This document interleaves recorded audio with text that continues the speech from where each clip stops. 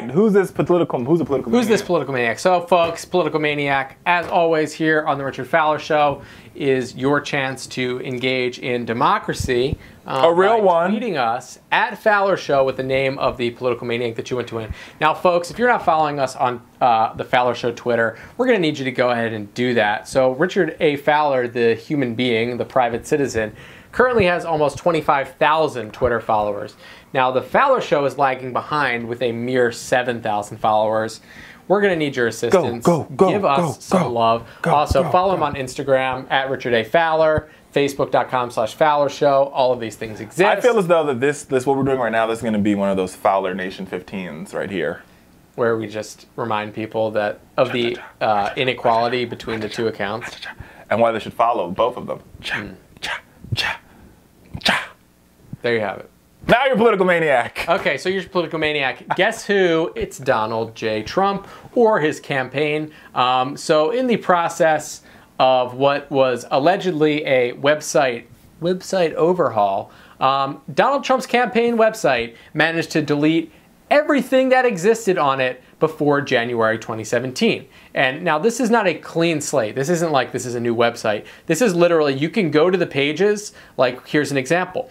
Donald Trump's Muslim ban statement now just has blank. It's just white on this page. It says, it literally looks like someone hit delete and removed the entire statement. Okay, so sleuthing reporters found that Donald Trump's campaign website disappeared his now infamous pledge to ban Muslim immigrants to the United States. But it turns out that it wasn't just the Muslim ban statement that went AWOL from the campaign website.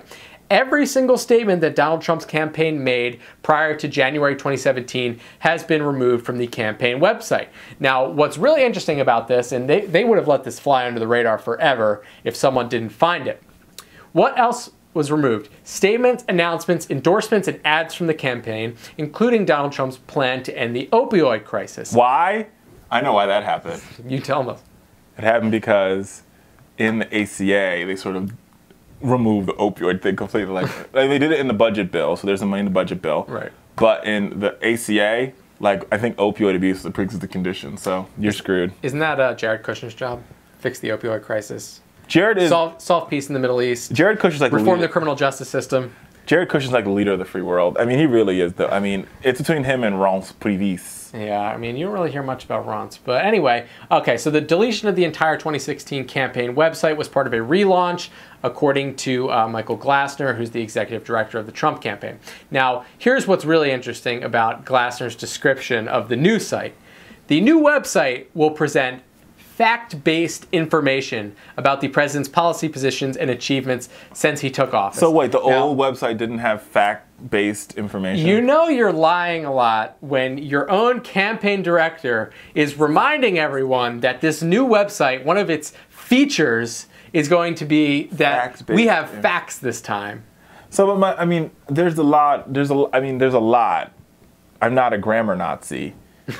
Right, nor am I like an English major, but there's like, there's a lot in that, like it's almost hyperbole. Right, I mean, it's ridiculous. Like, why would your statement have to say that? That's almost a hyperbole, like fact-based information. One would assume that, unless you're like a site for fake things, if you put up information on your website, that information is based on fact, right? Like, so at the Fowler Show, we have a page, How to Listen. And on the How to Listen, we provide information on where you can hear the Fowler Show. Yeah. And all those, like, stations, that's fact. I mean, by default. It's fact-based information. It's fact-based information. So why would you say fact-based information? Why do you have to clarify? Why do you have to, like, modify information to say fact-based? Like, so it could be non-fact-based information? Well, it's basically implying that the previous information was not fact. That's my point. So the point that goes back to the initial point I just made is that, so on the website for the whole 18 months he was running for office, nothing on there. That was non-fact-based info. That was just information that was not based in fact.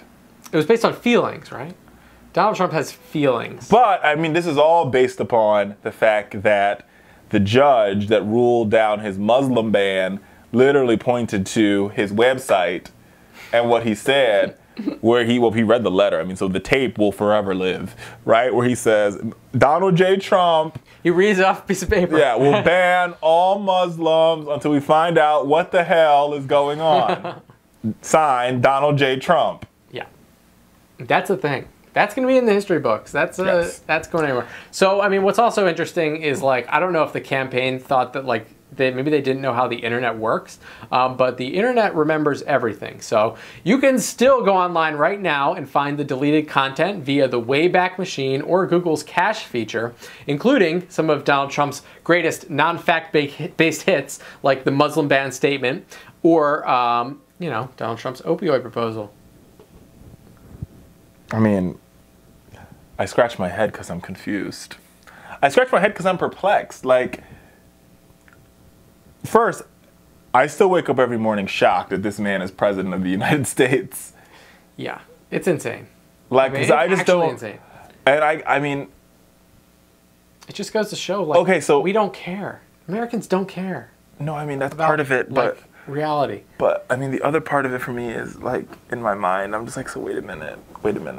So the people who are like, I hate Hillary Clinton so much, I just can't vote for her. I mean, one, we live in it's even crazier, and Martha McCallum, credit to her for saying this a couple of days ago, but she said this, she's like, this whole 2016 election was unprecedented. When has there ever been a time where both candidates, both political parties' nominees were under an FBI investigation while running for office? Is that becoming par for the course now? So both the Hillary camp and the Trump camp were under some form of investigation while running for office. Thing number one. Right? Unprecedented. Thing number two, like, I mean, it was insane, right? So I can get the people who are like, listen, I hate Hillary Clinton, I can't vote for her.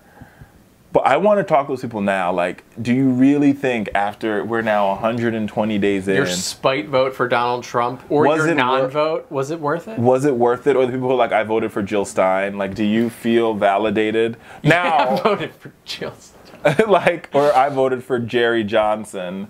Do you feel happy? Like, do you feel... Gary Johnson. Whatever. See, that's how... Bridger doesn't even know his name. That's how obscure he is. But, I mean, I asked all of this... That was the guy who didn't know what Aleppo was. Yeah, he didn't know where Aleppo or what Aleppo was. So I asked all these questions to ask. Like, I say all that to say, like, to some extent... Donald Trump doesn't know what Aleppo is. Let's be real. But let's be simple. Like, I mean, don't get me wrong. Hillary was an awful candidate. And Hillary should have... Before any Hillary, like... I mean, I tweeted it when I said... Like, girl Hillary, have a seat, when she's like, Hillary's launching a political action committee. I'm like, no, don't launch anything. Launch your ass on your sofa and go watch episodes of The Walking Dead, right? Like, literally. Write a book with your husband. Or go write a book with, since he's using, who's right? Patterson. She can go write a book with Balducci, and they could go write a book together, right? But either way, like, the Clinton campaign was a mess. Yeah. We know it was a mess. I'm still trying to find out where the hell they spent $2 billion because wasn't on winning the election. Because it clearly wasn't on winning the election because she didn't visit Michigan once. Hopefully there's some really rich campaign consultants somewhere. She didn't visit Wisconsin. I hope they made a lot of money.